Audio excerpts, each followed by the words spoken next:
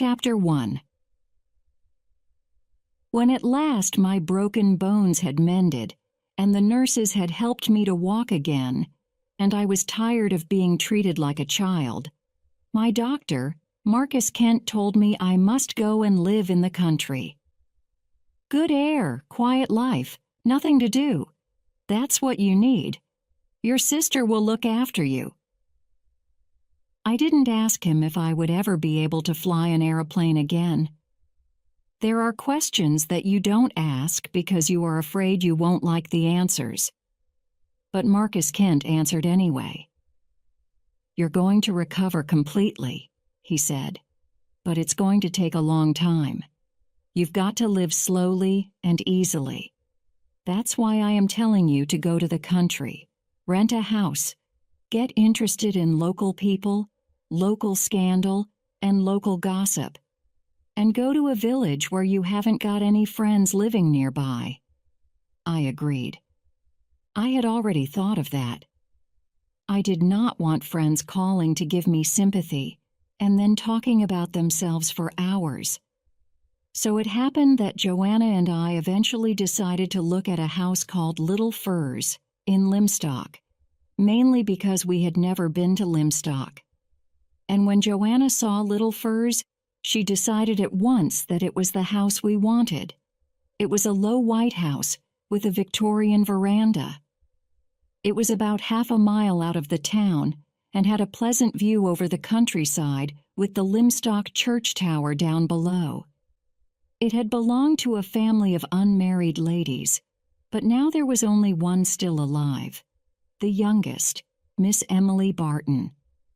She told Joanna that she had never rented her house before. But you see, my dear, I do not have enough money to live in such a big house anymore. And now I have met you, I shall be very happy to know that you are here.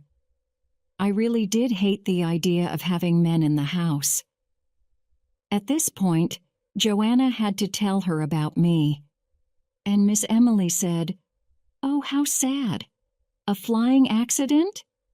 But your brother will be unable to move very much." The thought seemed to cheer her, and she told Joanna that she was going to live with a woman who had once been her servant, dear Florence, who had married a builder. They now have a nice house in the high street and 2 beautiful rooms on the top floor where I shall be very comfortable. So Joanna and I agreed to rent Little Firs for 6 months, and we moved in. Miss Barton's servant, Partridge, a thin, humorless woman who cooked very well, stayed to look after us, and she was helped by a girl who came in every morning. When we had been at Little Firs for a week, Mrs. Symington, the lawyer's wife, Miss Griffith, the doctor's sister, Mrs. Dane Calthrop, the vicar's wife, and Mr. Pye of Prior's End all came to visit us and leave us their address cards. Joanna was very excited. I didn't know that people really called with cards.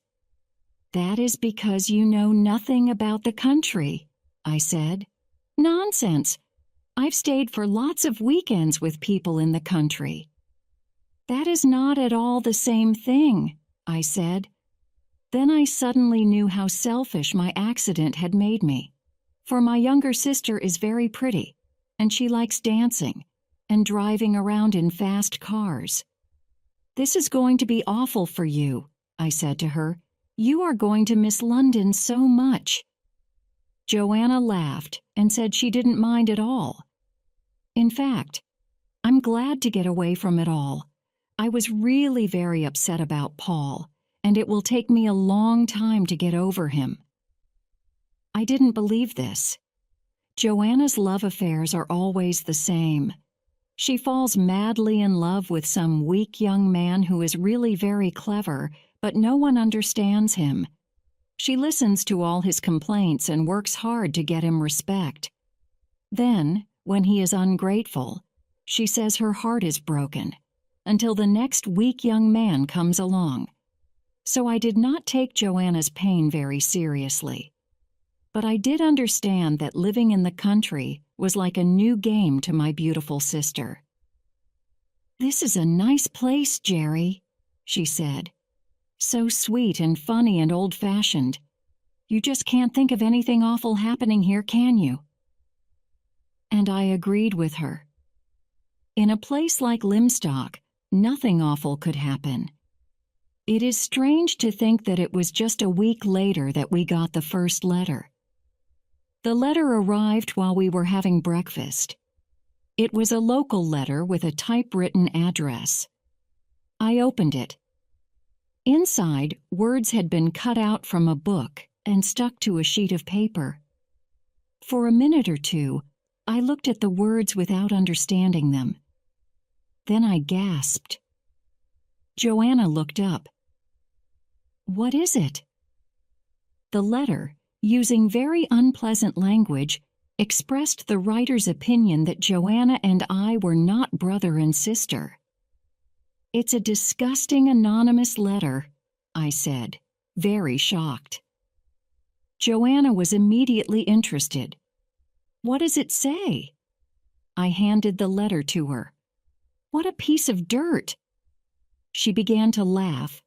"You were obviously right about my wearing too much makeup, Jerry. I suppose they think I'm an evil woman." "Perhaps," I said. "But, of course, our father was tall and dark-haired, and our mother was fair-haired with blue eyes. And since I look like him, and you look like her—" Joanna nodded.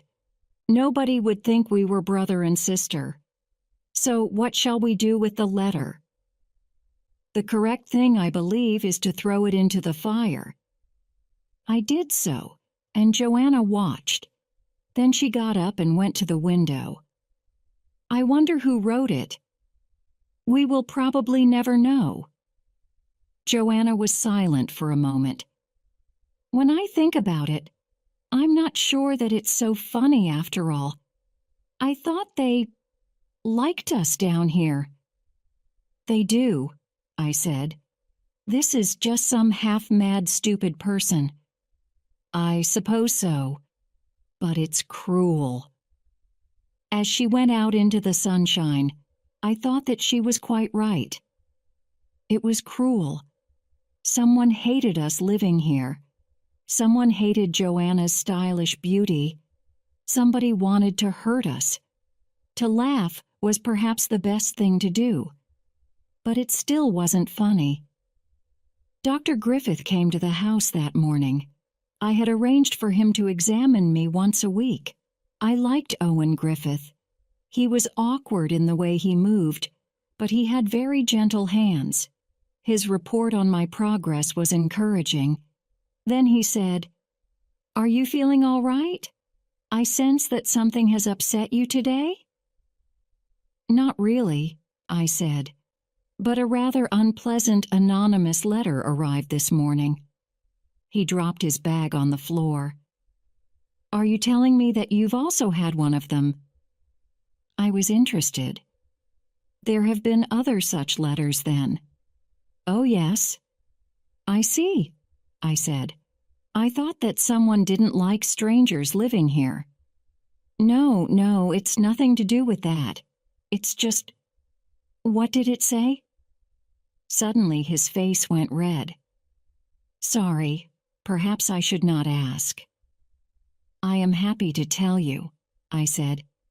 "It just suggested that the very lively girl I had brought here to live with me was not my sister. And that is a polite translation." "How disgusting.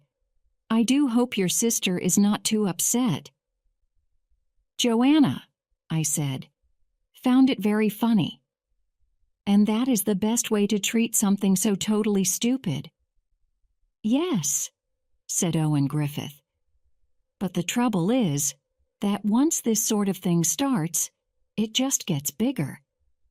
It is a type of madness, of course." I nodded. "Have you any idea who is doing it?" "No, I wish I had. You see, there are usually two reasons for sending anonymous letters. Either it is particular and the letters are sent to one person or group of people, by someone who is angry with them for something that has happened. It is unkind and disgusting, but it's not always mad, and it's usually fairly easy to find out who the writer is. But if it is general and not particular, then it is more serious. The letters are sent to lots of people who are not connected by any bad treatment of the writer. This is because the main purpose of such letters is to express some deep problem in the writer's mind. And that is definitely a form of madness. Also, when you eventually find out who the writer is, it is often a real shock and rather frightening. I remember some anonymous letters being sent when I was working in the north of England, and although they were simply about personal hatred, the situation still frightened me. Have people in Limstock been receiving these letters for a long time? I asked. I don't think so. But, of course, people who get these letters don't usually tell anyone. He paused. I've had one myself. Symington, the lawyer, he's had one. And one or two of my patients have told me about them. Are they all about the same sort of thing? Oh, yes. Sex is always the main subject. He smiled. Symington was accused of being involved with his secretary, Miss Ginch, who wears big glasses and has a nose like a bird's beak. Symington took it straight to the police. My letters said that I had been involved with several of my lady patients. They're all quite childish, but they can still be dangerous. I suppose they can. You see, he said, one day, one of these letters will by chance be accurate, and then goodness knows what may happen. Also, some people see something written down and immediately believe that it's true. Then things can become very unpleasant. Chapter 2. Our anonymous letter did worry me a little, but I soon stopped thinking about it. Then, about a week later, our servant Partridge told me that Beatrice, the girl who helped her, would not be coming today. She has been upset, Partridge said. I said I was sorry and hoped that Beatrice would soon be better. She is perfectly well, said Partridge. It is her feelings that are upset, because of a letter she has received suggesting, well, that she is too friendly with you, Mr. Burton. Since I hardly knew what Beatrice looked like, I said, "What nonsense!" "That is just what I said to the girl's mother," said Partridge. "But Beatrice's boyfriend got one of those letters too, and he doesn't think it is nonsense at all. So I think it is a good thing Beatrice has left, because she would not be so upset unless there was something she didn't want found out. There is no smoke without fire. Mr. Burton." I did not know then how very tired I was going to get of that particular phrase. That morning, I had decided to walk down to Limstock on my own for the first time. We had arranged that Joanna would meet me with the car and drive me back up the hill in time for lunch. The sun was shining, and there was the sweetness of spring in the air. I picked up my walking sticks and started off. It felt like an adventure, but I did not, after all, walk down to the town alone. I had not gone far when I heard the sound of a bell behind me, and then Megan Hunter almost fell off her bicycle at my feet. "Hello," she said, as she got up. I rather liked Megan and always felt rather sorry for her. She was the lawyer Symington's stepdaughter, Mrs. Symington's daughter by a first marriage. Nobody talked much about Mr. or Captain Hunter. I had heard that he had treated Mrs. Symington very badly. She had divorced him, then came to Limstock with Megan to forget, and had eventually married the only suitable unmarried man in the place, Richard Symington. They had 2 little boys together whom they obviously loved very much, and I thought that Megan must sometimes feel a bit left out. She wasn't at all like her mother, who was a small, pretty woman. Megan was tall and awkward, and although she was actually 20, she looked more like a schoolgirl. She had untidy brown hair, green eyes, a thin face, and a delightful smile. Her clothes were unattractive, and she usually wore thick stockings with holes in them. She looked, I thought this morning, much more like a horse than a human being. In fact, she would have been a very nice horse if someone had brushed her. "I've been up to the farm," she said, "to see if they had got any duck's eggs. They've got some sweet little pigs. Do you like pigs? I even like the smell." "Well-kept pigs shouldn't smell," I said. "Shouldn't they? Are you walking down to the town? I saw you were alone, so I thought I would stop and walk with you, but I stopped rather suddenly." "You've torn your stocking," I said. Megan looked at her right leg. "Oh, yes, but there are 2 holes in it already, so it doesn't really matter, does it?" "Don't you ever mend your stockings, Megan?" "When Mummy tells me to. But she doesn't often notice what I do, so it's lucky in a way." "You don't seem to understand that you're grown up," I said. "You mean I ought to be more like your sister, all dressed up?" I didn't much like this description of Joanna. "She looks clean and tidy and good to look at," I said. "She's very pretty," said Megan. "She isn't a bit like you, is she?" "Why not?" "Brothers and sisters aren't always alike." "No, my half-brothers Brian and Colin aren't like each other." We walked on in silence for a moment or two. Then Megan said, "You fly aeroplanes, don't you?" "Yes." "That's how you got hurt?" "Yes, I crashed."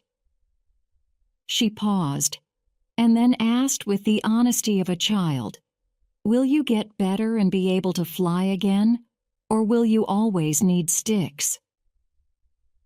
"My doctor says I will get better." "I'm glad you're going to get better," Megan said. "I thought that you might look angry because you were never going to be well again." "I'm angry," I said, "because I'm in a hurry to get fit again, and these things can't be hurried." "Then why worry?" I began to laugh. "Megan, aren't you ever in a hurry for things to happen?" "No." "Why should I be? Nothing ever happens." I was struck by something sad in the words. "Haven't you got any friends here?" "There aren't many girls who live here, and they all think I'm awful." "Why?" Megan shook her head. "Did you enjoy school?" "It wasn't bad, but the teachers could never answer questions properly." "Very few teachers can," I said. "Of course, I am rather stupid," said Megan. "And such a lot of things seem to me such nonsense. All that stuff those poets Shelley and Keats wrote about birds, and Wordsworth going all silly over some daffodils, and Shakespeare. What's wrong with Shakespeare? He says things in such a difficult way that you can't understand what he means. But I like some Shakespeare. I like Goneril and Regan. Why these 2? Because, well, something must have made them behave so badly."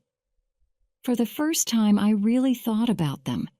I had always accepted that King Lear's elder daughters were 2 very unpleasant women, and that was all.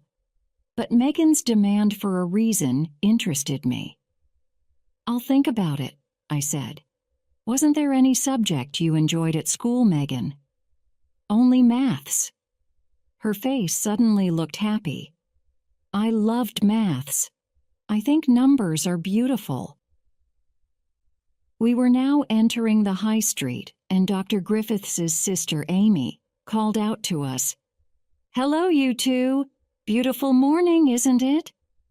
She had all the confidence that her brother did not have, and she was good-looking in a strong outdoor way. "Megan, I'm so glad to see you," she said in her deep voice. "I want some help addressing envelopes for the Red Cross." Megan said something I could not hear, leant her bicycle against a wall, and went straight into a shop. "She's a strange child," said Miss Griffith. "Very lazy. She needs an interest in life." I thought that was probably true, but I also felt that if I were Megan, I would have said no to any of Amy Griffith's suggestions. "Laziness is so wrong," continued Miss Griffith. "Particularly in young people. Megan isn't even pretty, and she is very stupid. Of course it would be boring if we were all the same, but I don't like to see anyone not enjoying their life. I enjoy my life, and I want everyone else to. I'm always busy, always happy." Suddenly, Miss Griffith saw a friend on the other side of the street, and with a shout, she ran across the road, leaving me free to continue on my way to Messrs. Galbraith, and Symington. I was shown into Richard Symington's inner office. Watching the lawyer as he bent over the documents I had brought, I thought that if Mrs. Symington had experienced a very difficult first marriage, she had certainly chosen safety for her second. Richard Symington was an example of calm respectability. He had a long neck, a long expressionless face, and a long thin nose. A kind man, no doubt, a good husband and father, but not a man to make a heartbeat faster. We quickly settled the matter I had come to ask him about, and as I got up I said, "I walked down the hill with your stepdaughter." For a moment Mr. Symington looked as though he did not know who his stepdaughter was. Then he smiled. "Oh, yes, of course, Megan. We're trying to find something for her to do. Yes, but of course she's still very young, and some people think that she's not very clever." I left through the outer office where a middle-aged woman with a big nose and large glasses was working at a typewriter. If this was Miss Jinch, I agreed with Owen Griffith that any sexual relations between her and her employer were very unlikely. I went into the street and looked around, hoping to see Joanna with the car. The walk had made me very tired, but she had not arrived yet. Then suddenly my eyes widened with surprise and delight. Along the pavement, there came floating towards me a goddess. There is really no other word for it. Her perfect face, the curling golden hair, the tall, beautifully shaped body. And she walked like a goddess, without effort, coming nearer and nearer. I was so excited that I dropped one of my sticks on the pavement, and I nearly fell down myself. It was the strong arm of the goddess that caught and held me. "Thanks so much," I said. "I'm very sorry." Then she handed me the stick, smiled kindly, and said, "That's all right. It was no trouble, I promise you." And the magic died completely with the sound of her very ordinary voice. She was a nice, healthy-looking girl. Nothing more. Joanna had now driven up and stopped in the road beside me. She asked if there was anything the matter. "Nothing," I said. "I've had a shock, that's all." "Do you know who that is?" I pointed to the girl's back as she floated away. "That's the Symingtons' governess." Joanna opened the door of the car and I got in. It's funny, isn't it? Some people have the most perfect looks and absolutely no sex appeal. I said that if she was a governess, having no sex appeal was probably a good thing. Chapter 3. That afternoon we went to tea with Mr. Pye. He was a small, fat man who lived at Pryor's Lodge, a very beautiful house, and made even more beautiful by Mr. Pye. Every piece of furniture was polished and set in the perfect place. The curtains, too, were all made in perfectly chosen colors and of the most expensive silks. I thought that living there would be rather like living in a museum. Mr. Pye's greatest pleasure was taking people round his house. His small hands shook as he described his treasures. Luckily, Joanna and I are both interested in beautiful old furniture. "It is so fortunate," Mr. Pye said, "to have you here in Limstock. The good people of the town are so, well, they don't know anything about style. The insides of their houses would make you cry, dear lady. Perhaps they have already done so?" Joanna said that she hadn't gone quite as far as that. "But I'm sure you agree," he said, "that beauty is the only thing worth living for. So why do people surround themselves with ugliness?" Joanna said it was very strange. Strange? It's criminal. And they give such stupid excuses. They even say that something is comfortable. Now, the house you are renting, Miss Emily Barton's house, has some quite nice pieces in it. But sometimes I think it looks uncared for because she likes to keep things looking the same as when her mother was alive. He turned to me and his voice changed from that of a sensitive artist to that of a gossip. "You didn't know the family at all?" "No." "Well, the old mother was an extraordinary person. Quite extraordinary. A monster. The girls. That's what she always called her 5 daughters. And the eldest was well over 60 then. Every night they had to go to bed at 10 o'clock, and they were never allowed to invite friends home. She had no respect for them because they were not married. But she arranged their lives so that it was impossible for them to meet anybody." "It sounds like a book," said Joanna. "Oh, it was. And then the awful old woman died, but of course it was far too late then, and soon they just died one after the other, all except Emily.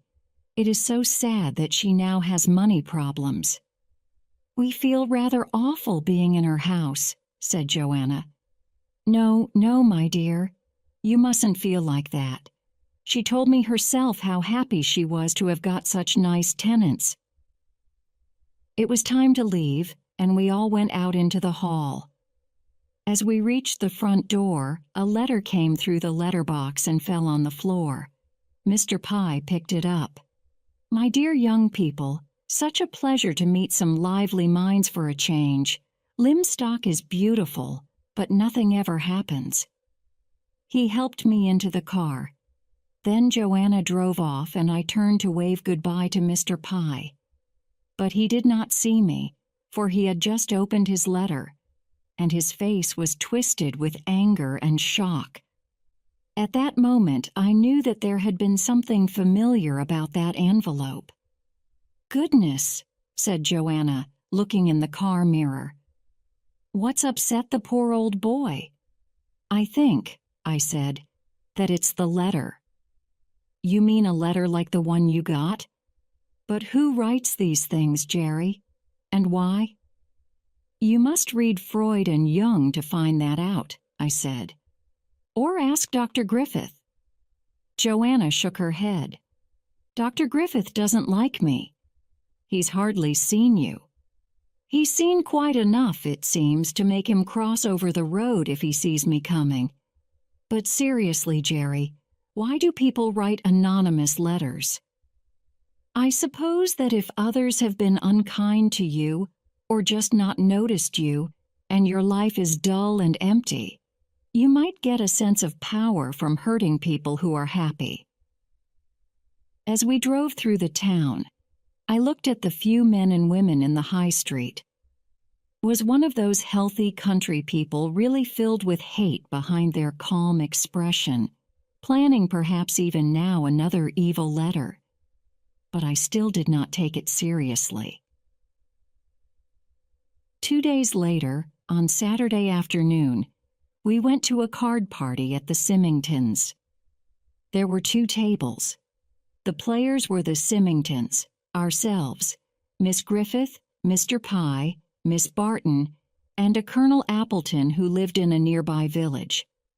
When we arrived, Elsie Holland, the children's governess, was searching for some extra notebooks in the desk.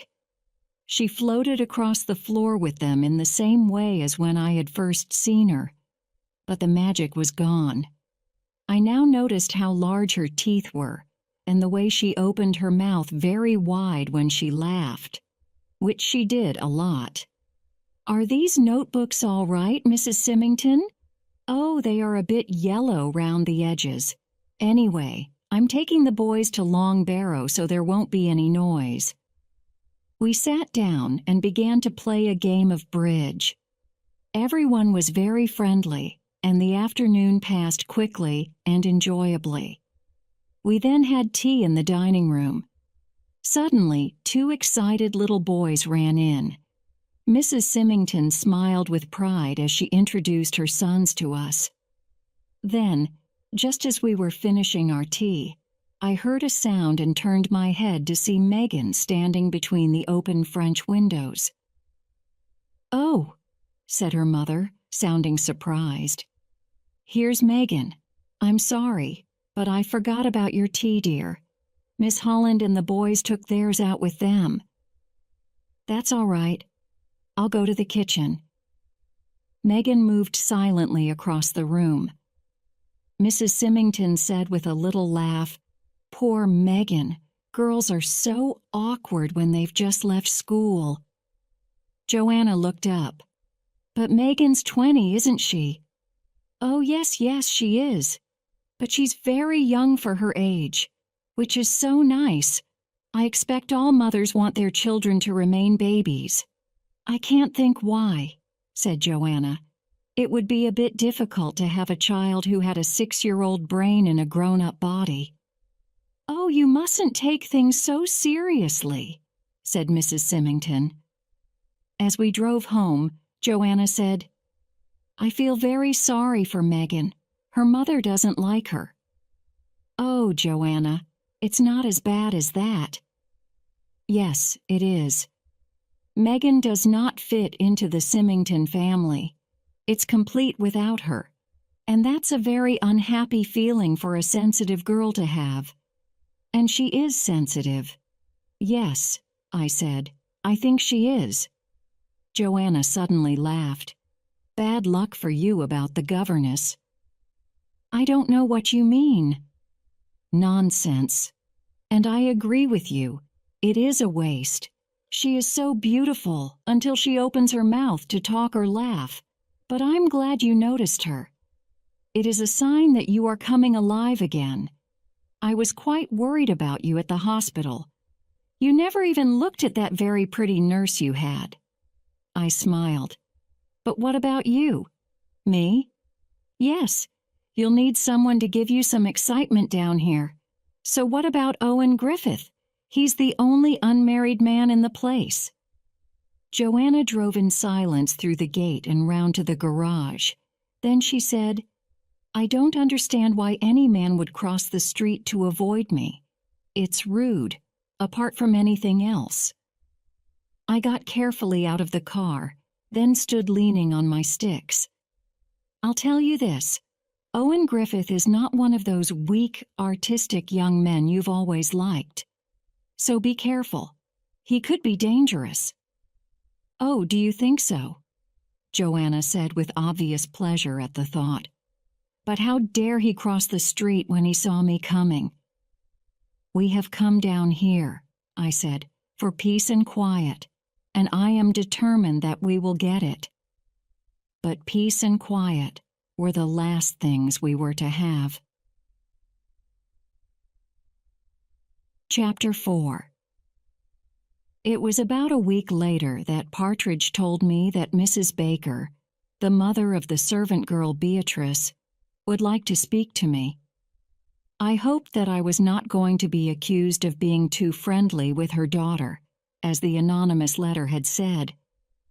But when I had offered her a chair, Mrs. Baker said, "It is very good of you to see me, Mr. Burton.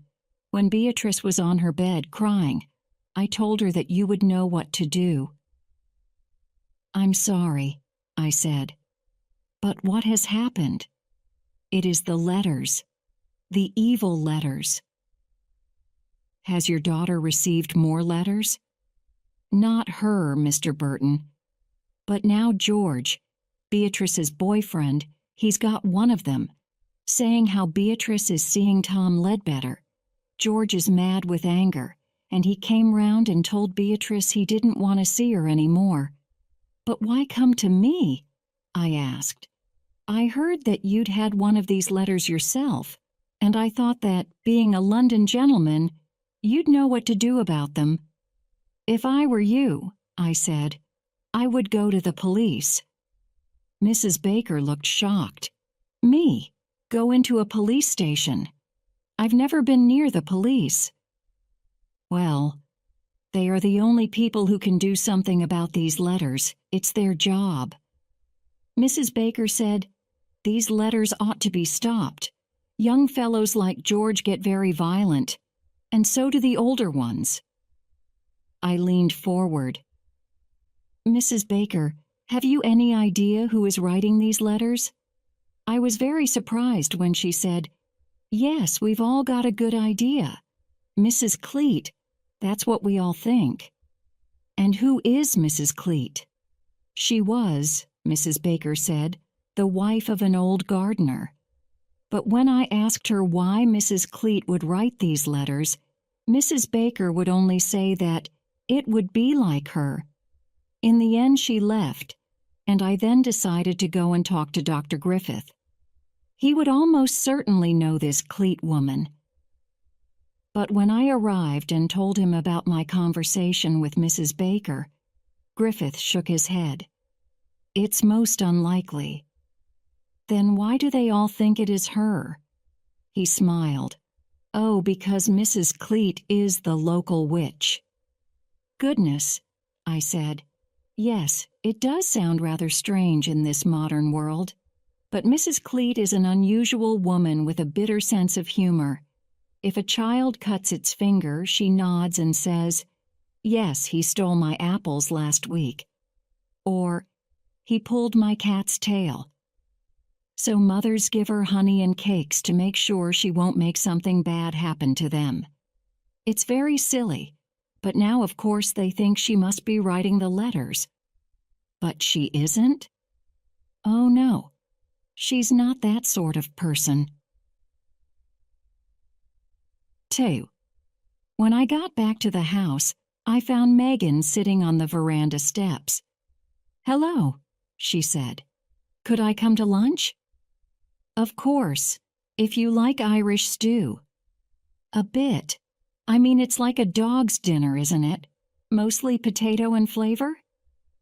"Exactly," I said. Megan stretched out a long, dusty leg. "Look, I've mended my stockings," she said proudly. "Is your sister good at mending?" "I don't know," I said. "Well, what does she do when she gets a hole in her stocking?" Rather embarrassed, I said, "I think that she throws them away and buys another pair." "Very sensible," said Megan. "But I can't do that. I only get a very small allowance." She paused. "I suppose you think I'm awful, like everyone else?" "Don't be stupid," I said. Megan shook her head. "That's just it. I'm not stupid. People think I am. They don't understand that inside I know just what they're like, and that all the time I hate them." "You hate them?" "Yes." Her sad eyes looked straight into mine. "You would hate people if you were like me, if you weren't wanted." "Don't you think you're being rather negative?" I asked. "Yes," said Megan. "That's what people always say when you speak the truth. And I understand why I'm not wanted. Mummy doesn't like me because I remind her of my father. What Mummy would really like is to be just herself with my stepfather and the boys." I said slowly, "If some of what you say is true, Why don't you go away and have a life of your own? You mean earn my living? What at?